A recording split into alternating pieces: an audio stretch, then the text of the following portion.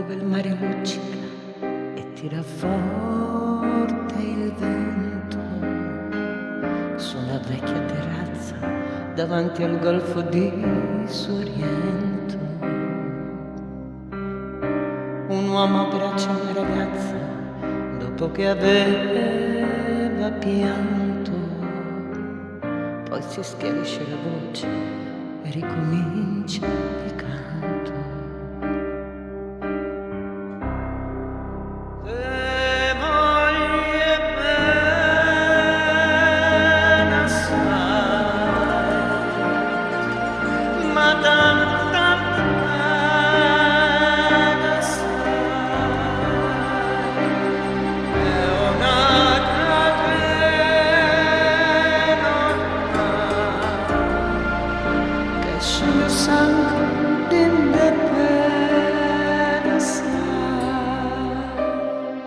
Vide le luci in mezzo al mare, pensò alle notti in là in America, ma erano soltanto le lampade e la bianca scia di un'elica.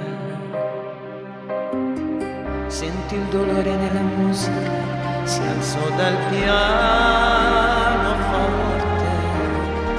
ma quando vide la luna uscire da una nuvola, gli saltò dolce anche la morte. Guardò negli occhi la ragazza, quegli occhi verdi come il mare. Poi all'improvviso uscì una lacrima e lui credette di affogare.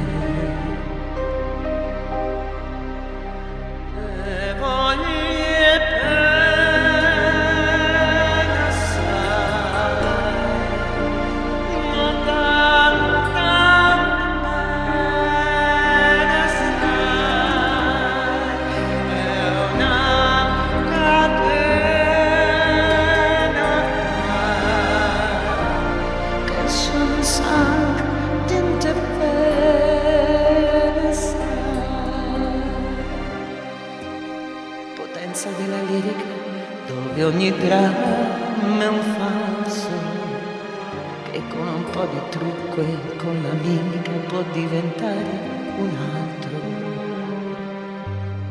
Ma due occhi che ti guardano così vicini e veri ti fa scordare le parole, confondono i pensieri.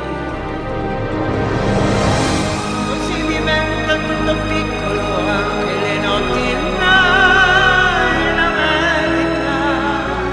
Ti volti e vedi la tua vita come una scia di un'elica.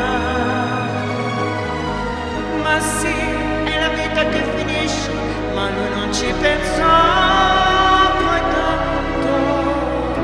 Anzi si sentiva già felice e ricominciò il suo canto.